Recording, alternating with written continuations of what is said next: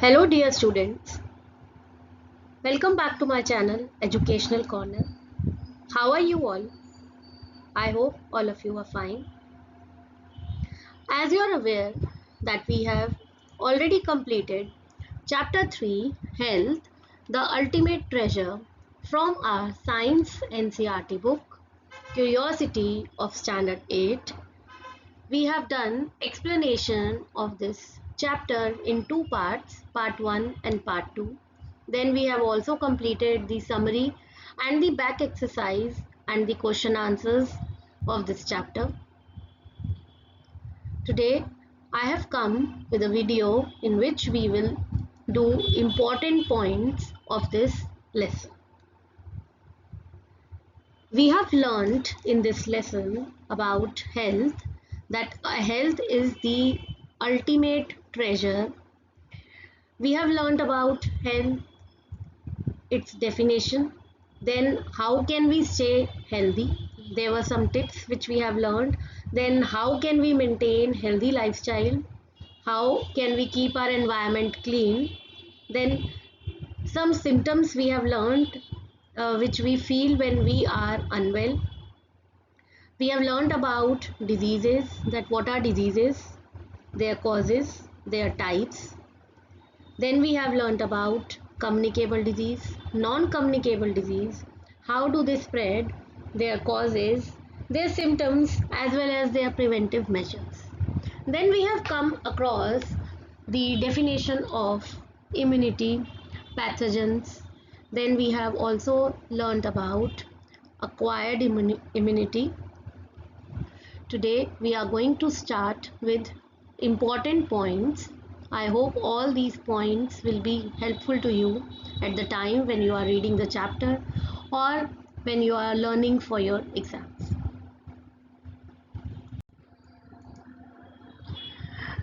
Health is defined as a state of complete physical, mental and social well-being and not merely the absence of disease. So this is the definition of health.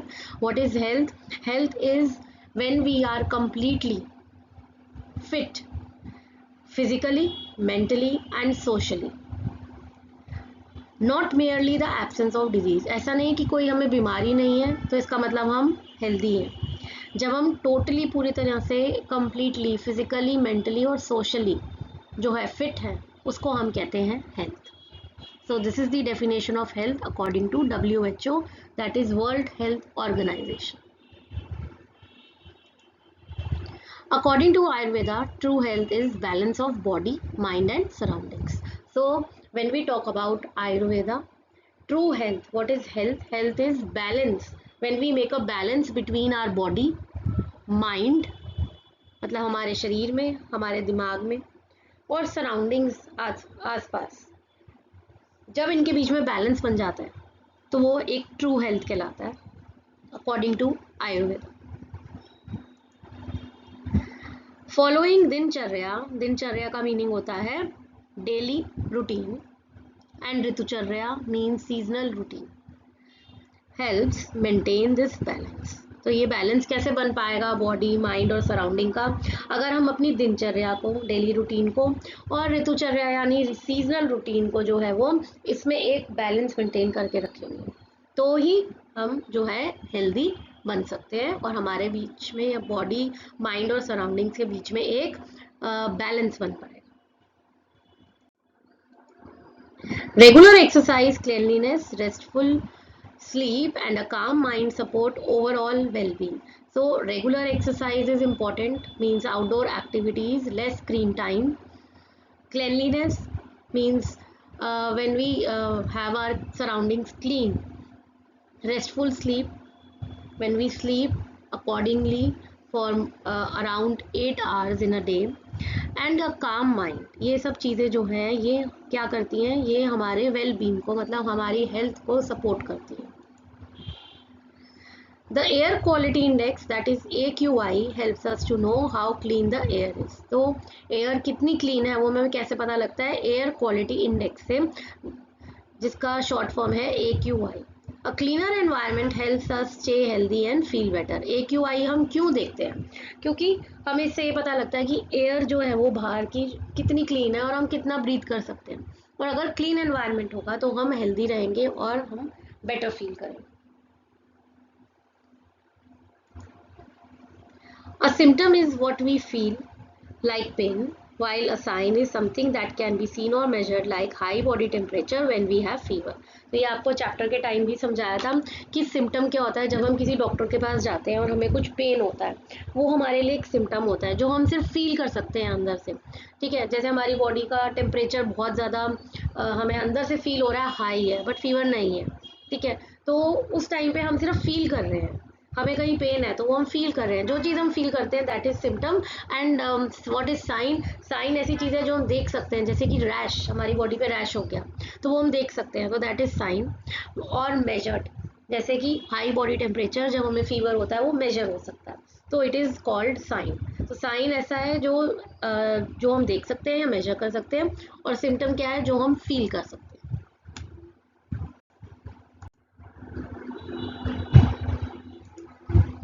A disease is a condition that affects the normal working of a body or mind. तो एक disease की definition है, disease क्या है?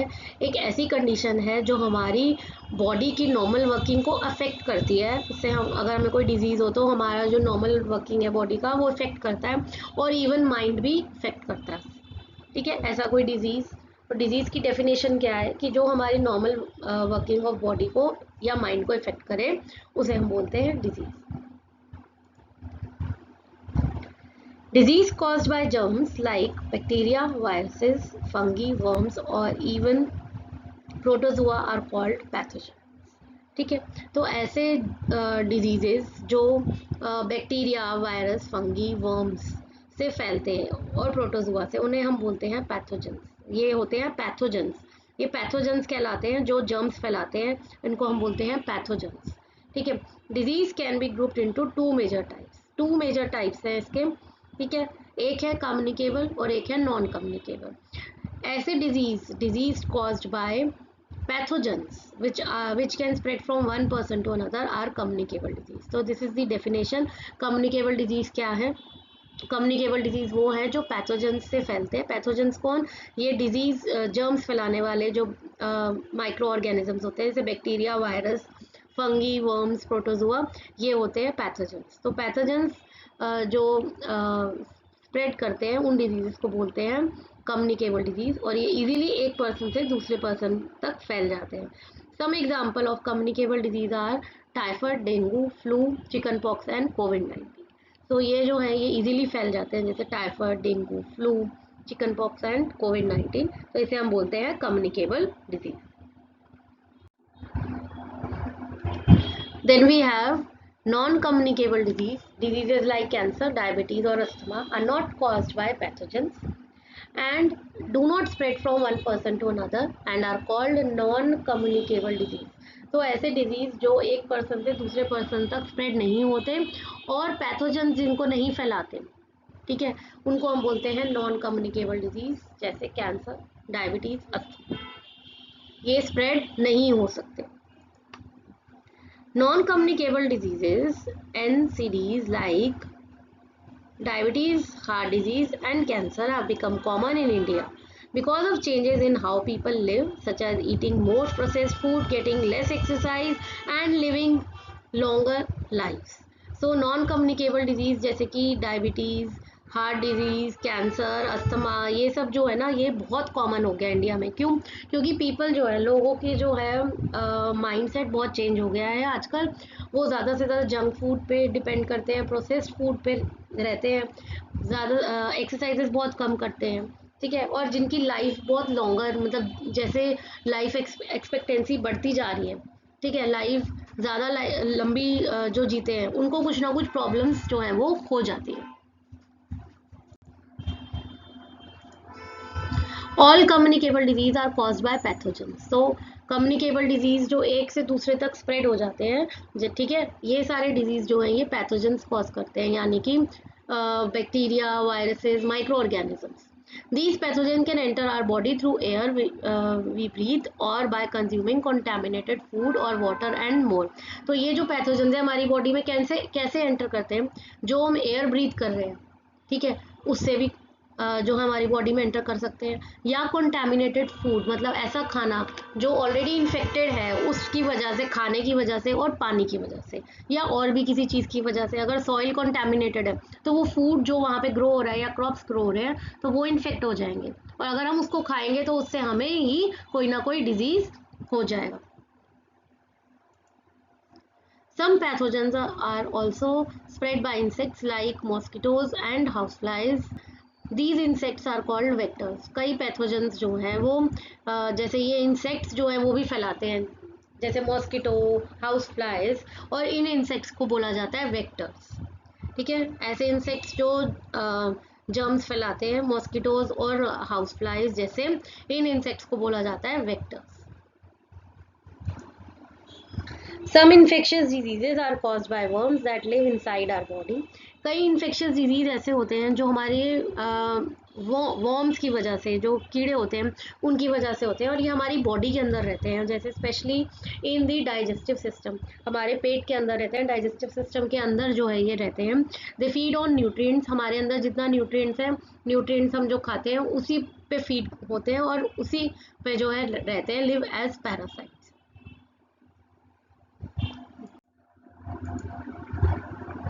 Diseases which are caused by lack of specific nutrient in the diet, these are called deficiency disease and are also non-communicable. तो ऐसे disease जो हमें किसी भी न्यूट्रिएंट की कमी की वजह से हो जाते हैं, ठीक है, जैसे आयोडीन की कमी से गोइटर हो जाता है ना, आयरन की कमी से हमें अनीमिया हो जाता है। तो ऐसे डिजीज जो हमें किसी स्पेसिफिक न्यूट्रिएंट की कमी से हो जाते हैं उसे हम क्या बोलते हैं, डेफिशिएंसी डिजीज। और ऐसे डेफिशिएंसी डिजीज जो होते हैं ना वो नॉन कम्युनिकेबल होते हैं, मतलब वो कभी भी एक से दूसरे तक स्प्रेड नहीं हो सकते, ठीक है, they are non communicable disease. Diseases such as cancer, diabetes and asthma may often persist for long time, more than 3 months, and are referred to as chronic diseases. तो ऐसे डिजीज जो बहुत लंबे टाइम के लिए चलते हैं, जैसे 3 महीने से भी ज़्यादा जो बीमारियां चलती हैं, जैसे कैंसर, डायबिटीज़, अस्थमा, इनको क्या बोला जाता है, क्रॉनिक डिजीज। तो ये सारे हैं क्रॉनिक डिजीज। कौन से कैंसर, डायबिटीज़ और अस्थमा। और क्यों बोला जाता है क्रॉनिक, क्योंकि ये लंबे टाइम के लिए चलते हैं, मोर देन 3 मंथ्स, ठीक है, 3 मंथ से ज़्यादा भी ले सकते हैं, 1 ईयर से ज़्यादा भी ले सकते हैं, तो लॉन्ग टाइम के लिए चलते हैं, इसलिए इन्हें क्रॉनिक डिजीजेस कहा जाता है। India has highest number of people with diabetes due to combination of hormonal imbalances, unhealthy eating habits, lack of physical activity, being overweight or obese. So India जो है यहाँ पर सबसे ज़्यादा लोग जो है उनको डायबिटीज़ है। क्यों? क्योंकि एक तो हार्मोनल इम्बैलेंस बहुत जल्दी होता है, अनहेल्दी ईटिंग हैबिट्स है, जंक फूड ज़्यादा खाया जाता है, प्रोसेस्ड फूड खाया जाता है, फैटी फूड खाया जाता है, शुगरी फूड जो है वो खाया जाता है, जिस वजह से लोगों को डायबिटीज़ बहुत जल्दी हो जाती है। लैक ऑफ फिजिकल एक्टिविटीज़ नहीं होती, एक ही जगह बैठने से प्रॉब्लम ज़्यादा क्रिएट हो जाती है, ठीक है, इस वजह से डायबिटीज़ बहुत जल्दी जो है सबको घेर रहा है।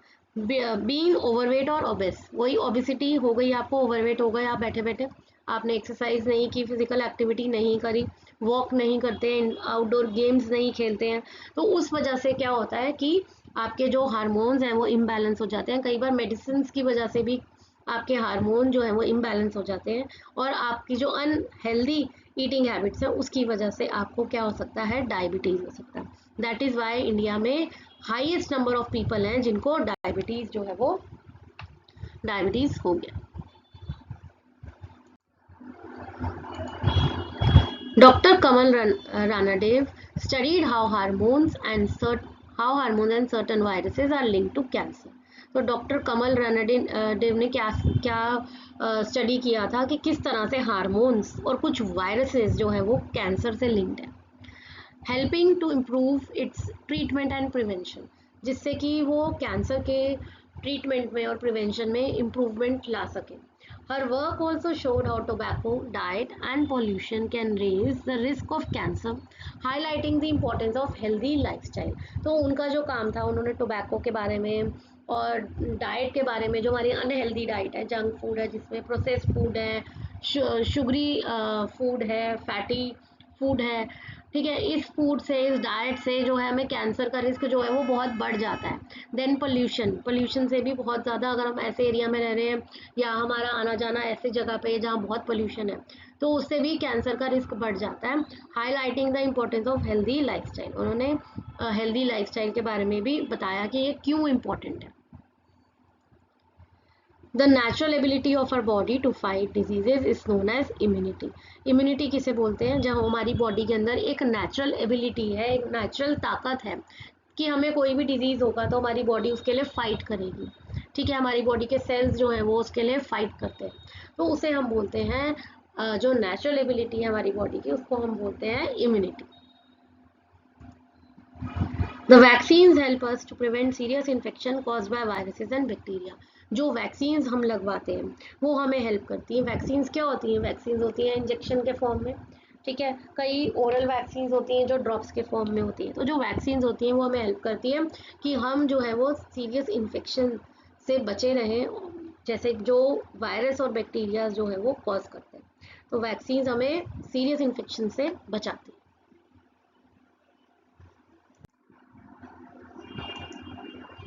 A vaccine helps our body fight certain diseases by training the immune system to recognize and attack harmful germs, providing what is known as acquired immunity. तो एक वैक्सीन हमारी बॉडी को किसी भी डिजीज से बचाने के लिए या ट्रेन करती है इम्यून सिस्टम को, ताकि इस जो भी जर्म्स हैं उससे हम, उसके अटैक से हम उसको रिकॉग्नाइज कर सकें और बच सकें, ठीक है, जो जर्म्स हमारे ऊपर अटैक करते हैं उससे हम बच सकें, providing what is known as acquired immunity, ठीक है, इसको हम बोलते हैं अक्वायर्ड इम्यूनिटी, जो वैक्सीन हमारी बॉडी को ट्रेन करती है। Vaccines can be made in different way, किस तरह से बनाई जाती है? फ्रॉम वीकेंड और dead pathogens like viruses and और बैक्टीरिया, और फ्रॉम इनएक्टिव और harmless parts of pathogen. Vaccines को दो तरीके से बनाया जाता है, एक तो या तो वीकेंड, जो बहुत वीक पैथोजन या माइक्रो ऑर्गेनिजम्स होते हैं, या डेड पैथोजन होते हैं, वायरस और बैक्टीरिया जैसे कि, या फिर जो इनएक्टिव हो जाते हैं बिल्कुल और उनके कोई हार्मलेस पार्ट ऐसे हो, उससे जो है वो वैक्सीन को बनाया जाता है, ठीक है। अगर वायरस को मारना है हमें किसी, जैसे कोविड-19 था, तो उसको वायरस को मारने के लिए वायरस से ही कोई ना कोई, वायरसेस से ही कोई ना कोई वैक्सीन बनेगी। English doctor Edward Jenner discovered that people who had cowpox did not get smallpox. जिनको cowpox हुआ था उनको smallpox नहीं हुआ था. This led to the invention of first vaccine and helped protect people from smallpox. और इसी वजह से उन्होंने एक वैक्सीन बनाई थी, फर्स्ट वैक्सीन बनाई थी स्मॉल पॉक्स के खिलाफ, जिससे ये पता, जब उन्हें ये पता लगा कि काउ पॉक्स जिनको हो गया उनको स्मॉल पॉक्स नहीं होगा, तब उन्होंने लोगों को प्रोटेक्ट करने के लिए फर्स्ट वैक्सीन की इन्वेंशन करी थी against smallpox. India is one of the world's largest vaccine producers. तो इंडिया जो है वो वर्ल्ड्स लार्जेस्ट वैक्सीन प्रोड्यूसर है। इवन इन कोविड-19 उन्होंने बहुत सारी वैक्सीन जो है बाहर की कंट्रीज में बनाकर भेजी। डॉक्टर महाराज किशन भान developed the rota virus vaccine which protect children from diarrhoea.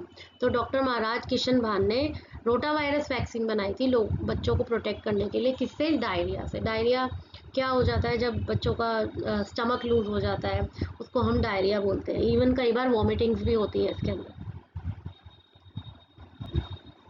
The medicines called antibiotics kill the bacteria that might have caused the disease. तो हमारे अंदर जब हम डॉक्टर के पास जाते हैं, जब हम बीमार होते हैं, तो डॉक्टर हमें एंटीबायोटिक देता है। एंटीबायोटिक क्या करता है? अंदर के जो बैक्टीरियाज हैं उनको मार देता है, जो भी जिस वजह से भी हमें वो डिजीज़ हो रहा है, ठीक है, उसको वो मार देता है। बट एंटीबायोटिक्स सिर्फ बैक्टीरिया को किल कर सकते हैं, बाकी किसी माइक्रो ऑर्गेनिज्म को किल नहीं कर सकते। स्पेसिफिकली अगर we are talking about viruses and protozoas and some other micro organism, fungi वगैरह, तो इन सबको नहीं कर सकता। एंटीबायोटिक सिर्फ is use to kill the bacteria और बैक्टीरियल सेल्स।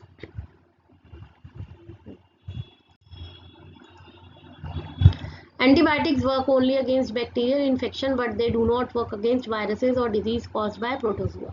तो एंटीबायोटिक सिर्फ बैक्टीरियल इन्फेक्शन के लिए ही काम करते हैं, वायरस और डिजीज के लिए नहीं करते। वायरस और या फिर कोई प्रोटोजुआ को कोई डिजीज है उसके लिए काम नहीं करते। Only against bacterial infection, against bacterial cells. Penicillin was discovered in 1928 by Alexander Fleming, a bacteriologist from London. So penicillin किसने डिस्कवर करी थी? अलेक्जेंडर फ्लेमिंग ने 1928 में. He was a bacteriologist from the London. The discovery of penicillin was the first antibiotic used to treat bacterial infection. तो first antibiotic जो है वो penicillin थी जो bacterial infection को treat करने के लिए काम आई थी. तो फर्स्ट एंटीबायोटिक जो थी वो कौन सी थी? पेनिसिलिन. और किससे बनाई थी? अलेक्जेंडर फ्लेमिंग ने 1928 में. Antibiotic resistance is a phenomenon where bacteria that were earlier killed by a given antibiotic are found to survive and multiply despite treatment with that antibiotic. Antibiotic resistant क्या होता है? जब आपको एक एंटीबायोटिक दी, ठीक है, उससे क्या हुआ? बैक्टीरिया सारे मर गए, बट बाद में फिर दोबारा आपको वो प्रॉब्लम हुई, आपने फिर वो दवाई ले ली, तो क्या होगा? वो दोबारा से आप पर कई बार क्या होता है वो मेडिसिन असर नहीं करती या असर उसका मेडिसिन का ख़त्म हो जाता है. क्यों? क्योंकि आप उस एंटीबायोटिक के रेजिस्टेंट, मतलब आप यूज टू हो चुके हो. तो it is called antibiotic resistant, मतलब आप उसके यूज टू हो चुके हो और वो एंटीबायोटिक अब आपके काम नहीं आ रही है क्योंकि आप बार बार वो मेडिसिन ले ही जा रहे हो. ठीक है, तो एक बार वो एंटीबायोटिक से वो बैक्टीरिया मर गया, बट अगेन दोबारा हुआ, आपने दोबारा मेडिसिन ली, थर्ड टाइम हुआ, थर्ड टाइम मेडिसिन ली. तो जब बार बार आप मेडिसिन लेते हो, that is called antibiotic resistant. Means you are use to that antibiotic and that antibiotic is not working for that disease on your body now. A healthy person takes care of their body, maintains a positive mindset, and enjoys social life. So with this, I have come to the end of my video. I hope you have understood all the important points and they will be helpful to you at the time of your exams as well as when you will study this chapter.